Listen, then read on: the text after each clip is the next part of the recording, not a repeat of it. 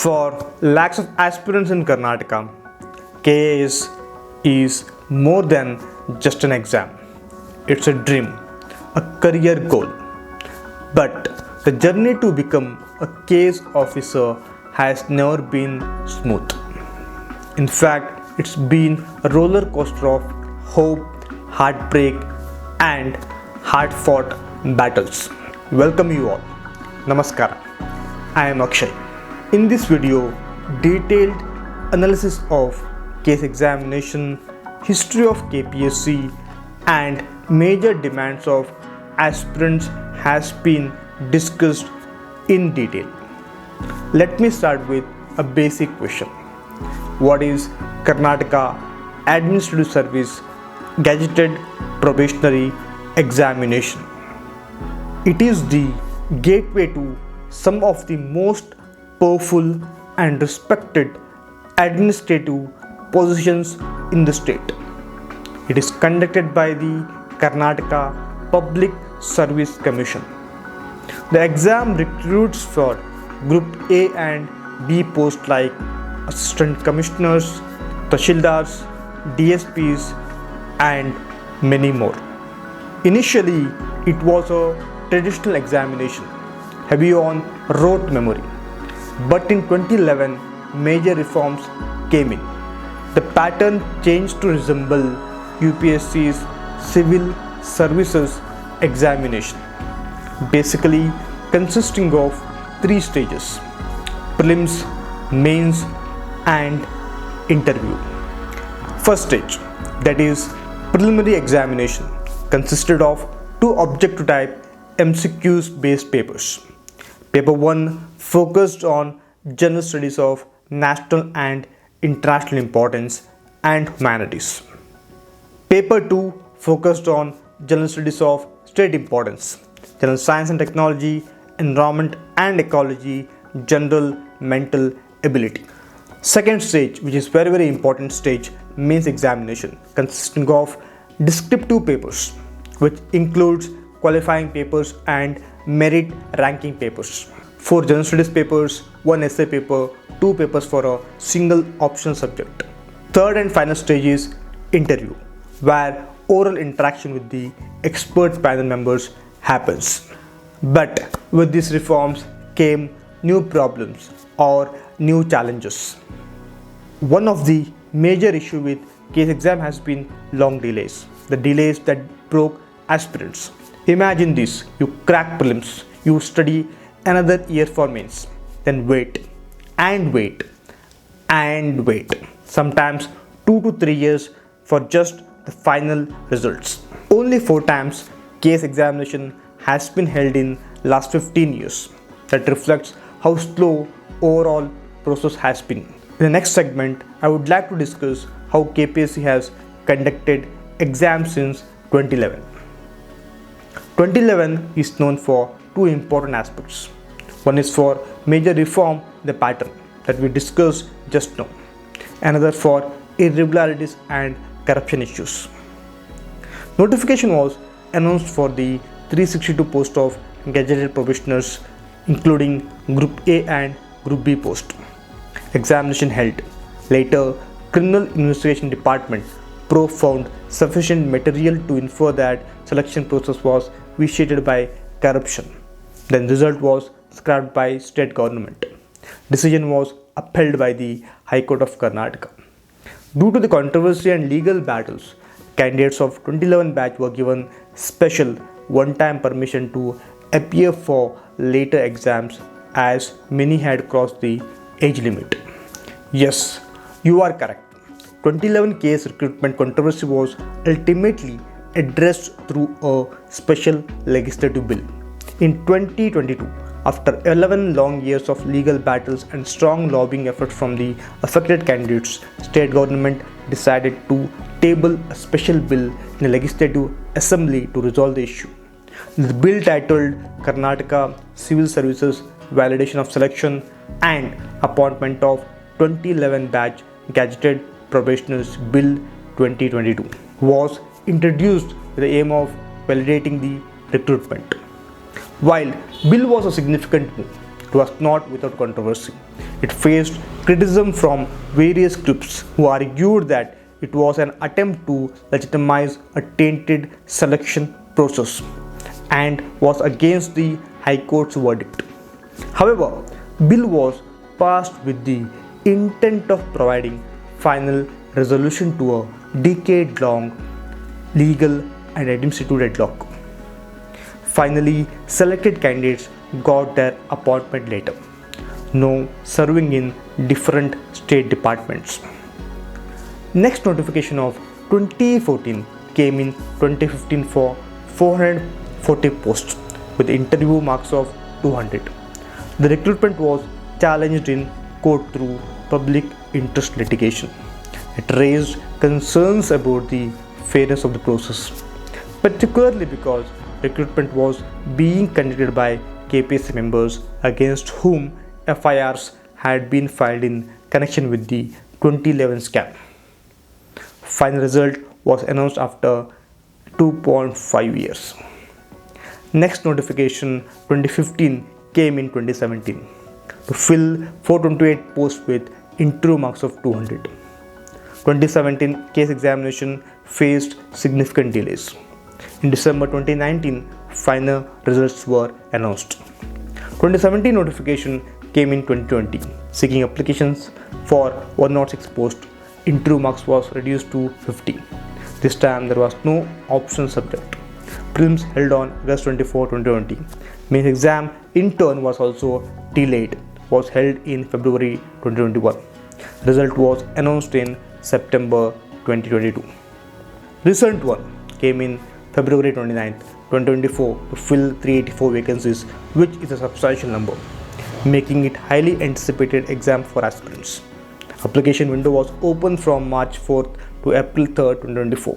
Prelims held on August 27th, 2024. Re-examination conducted in December 29th, 2024 due to flawed Kannada translations and not following examination pattern. Government came under pressure from civil society, student union and political parties. Though re-examination also faced similar translation issues, mains conducted after initial delay in the month of May 2025, whose result is still awaited. In nutshell, UPSC civil service examination held every year without single miss. On the other hand, only 4 times case examination happened in last 15 years. Every cycle has been a story of delays, court cases, zero accountability. Aspirants are paying the price for these delays. Each cycle sees nearly 2.5 lakh applicants for just 100 to 400 posts. It's a brutal process. Every delay hits lakhs. Many aspirants spend 5 to 7 years of prime age to chase this one dream. Some age out, some give up after repeated heartbreak, and others silently continue, caught between hope of selection and fear of another delay. This was not the case earlier. Karnataka is always known for good governance. Of late, since 1997, case examination has not been conducted in true spirit. Let me give you a brief history of the KPSC origins and formation. Before independence, recruitment to civil services in the princely state of Mysuru was managed by the Mysuru Civil Service Rules and Committees, which are appointed by the Maharaja of Mysuru. In 1951, Mysuru Public Service Commission was constituted under the provisions of the Constitution of India, which mandates public service commissions for the Union and the states.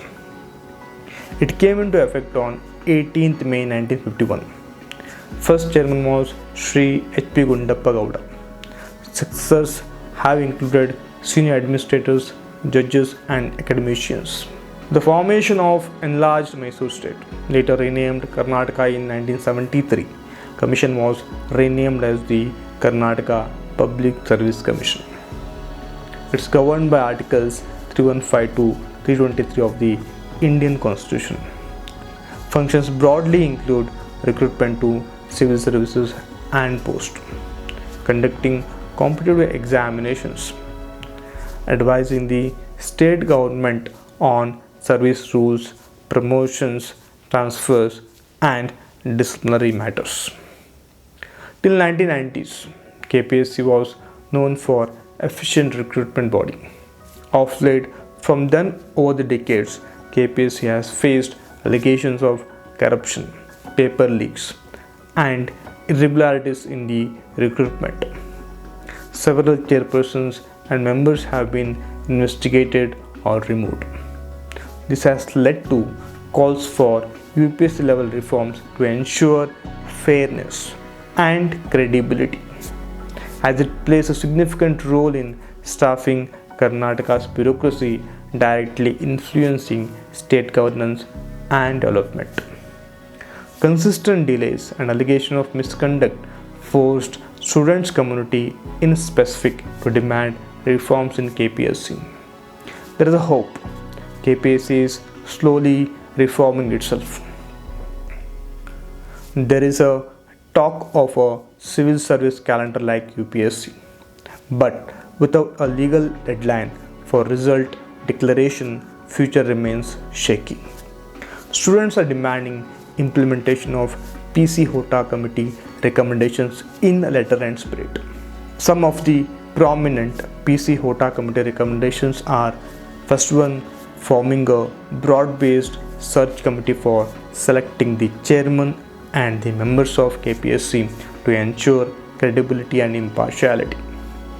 Second one, including external subject experts on interview panels and restructuring the process to reduce bias.